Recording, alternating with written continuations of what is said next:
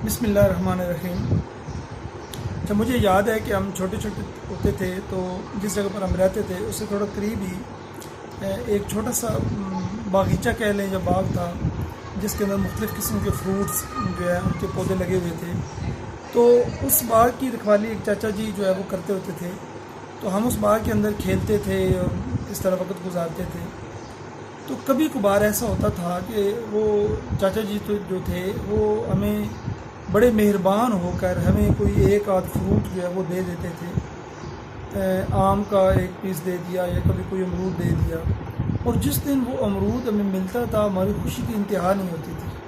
वो अमरूद लेना और दिल के अंदर ऐसी फुलझड़ियाँ खिली होती कि आज हमें अमरूद मिला है, और वो घर लेकर आना और सब बहन भाइयों को ललचाना भी और दिखाना और ये बताना कि देखिए आज हमें आप पर ये एज़ाज़ हासिल है। हम वो इंसान हैं कि जिसके पास अमरूद है और आप वो लोग हैं जिनके पास अमरूद या आम नहीं है। ये बात और ये वाक़या सुनाने का बेसिकली मकसद ये था कि ऐसा वक्त भी था जब हमें छोटी सी खुशी मिलती थी और उसको हम सेलिब्रेट करते थे, उसको हम इंजॉय करते थे, और वो हमारी ज़िंदगी के अंदर बहुत ज़्यादा मैटर रखती थी। तब भी खुशियाँ हासिल करते थे हम। लेकिन आज अगर आप देखें, आप लोग अपने घर के अंदर एक नज़र दौड़ाएं, आज हमारे फ्रिज, हमारे रेफ्रिजरेटर्स अगर फ्रूट के साथ भरे हुए भी हैं, आम पड़े हुए हैं, सेब पड़े हैं, केले पड़े हैं, लेकिन आज हमें वो खुशी, वो मुसरत, वो सुकून हासिल नहीं है। इसकी वजह क्या है? मैं ये समझता हूँ कि इसकी सबसे बड़ी वजह जो है वो ये है, वो है नाशुक्री, कि हम लोगों ने ये चीज़ों को एंजॉय करना छोड़ दिया। अल्लाह तबारक व तआला के जो इनामात हैं, जो अल्लाह का हमारे ऊपर करम है, उसको हम भुला बैठे हैं और ज़्यादा से ज़्यादा डिमांड्स और ज़्यादा से ज़्यादा का सोचना जो है वो हमारी बेसुकूनी की भी वजह बन रहा है और हमारी नाशुक्री की भी वजह बन रहा है। एक मेरे स्टूडेंट ने मुझसे पूछा कि सर हमें कैसे पता चले कि अल्लाह ताला के हमारे ऊपर इनामात है।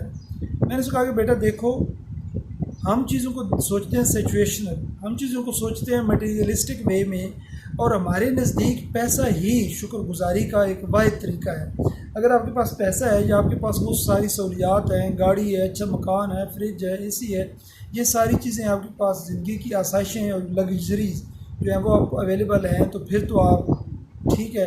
अगर ये चीज़ें मौजूद नहीं हैं तो फिर एक ज़हन बनता है कि फिर हमारे नाशुक्री करना हमारे ऊपर वाजिब हो गया और ये ज़रूरी हो गया।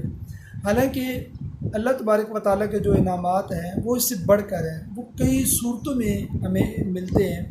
मैं एक छोटी सी आपको मिसाल देता हूँ कि देखें, अगर हमें कभी कोई इंसान एक अच्छा मशवरा दे देता है तो आप उसको भी अल्लाह तबारक व तआला के लिए, उसके लिए भी आपको अल्लाह का शुक्र अदा करना चाहिए। हो सकता है वो उसका छोटा सा मशवरा आने वाली आपकी ज़िंदगी में किसी बहुत बड़ी गलती जो आपने करनी थी उससे आपको बचा ले।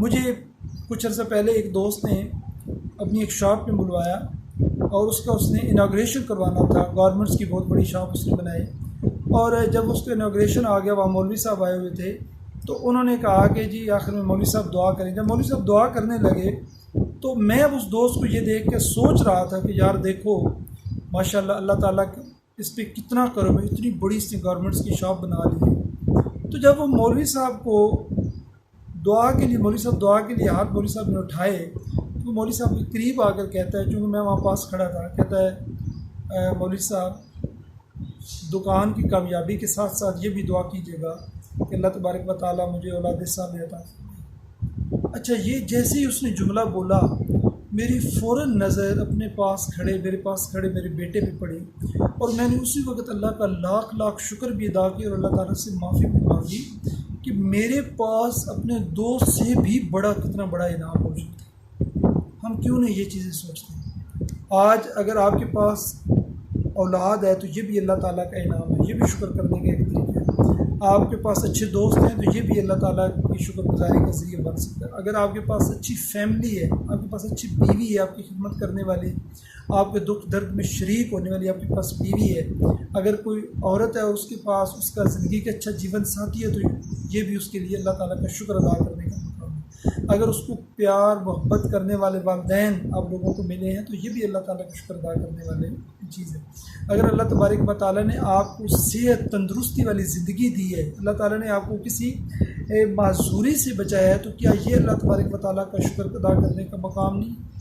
डेली हम देखते हैं कि कितने ऐसे अच्छे वाक़यात हमारे साथ होते हैं कि जिस पर हमें अल्लाह का शुक्र अदा करना चाहिए, लेकिन हमारी तो डिमांड्स ही बहुत ज़्यादा बढ़ गई हैं, हमारी तो सोच ही बहुत ऊपर चली गई है कि जो छोटी छोटी चीज़ों को तो हम उसको किसी खातर में नहीं लेकर आते। लेकिन शेख सादी की कितनी मशहूर हकायत है कि आप एक रास्ते में जा रहे हैं और सख्त गर्मी है और आपके पाँव में जूता नहीं है, और देखा कि एक पास से आदमी गुजरा, उसने बड़े कीमती जूते पहने हुए हैं, तो फ़ौरन शिकवा ज़हन में आया और अल्लाह ताला से नाशुक्री करते हुए शिकवा किया कि या अल्लाह, तो कम अज़ कम इतने कीमती जूते तो मुझे ना देते, लेकिन ऐसे कुछ जूते तो दे देता कि जिससे मेरे पाँव तो ना चलते।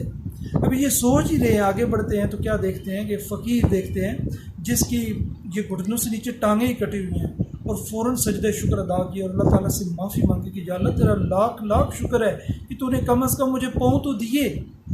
कितनी ये चीज़ें हैं। तो मैंने अपने स्टूडेंट से बोला कि बेटा आप एक जार बना लो और उस जार के अंदर एक छोटी सी चिट पे आप डेली जो आपके साथ अच्छा काम हो आप एक चिट पे लिख कर उसके अंदर आप डाल दें।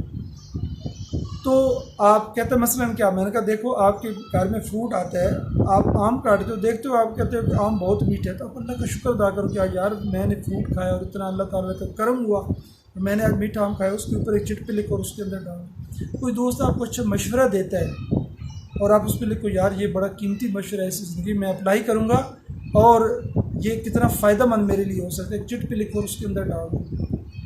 कभी आपका बच्चा आपके सामने मुस्कुराता है तो आप उस मुस्कुराहट को देखकर आपके दिल के अंदर एक खुशी की लहर दौड़ती है, तो आप वो लिख कर उसके अंदर डाल दो। तो आप 1 महीने के बाद उस जार को देखना, जब आप उसको उल्टोगे तो आप देखना कितना भरा हुआ होगा।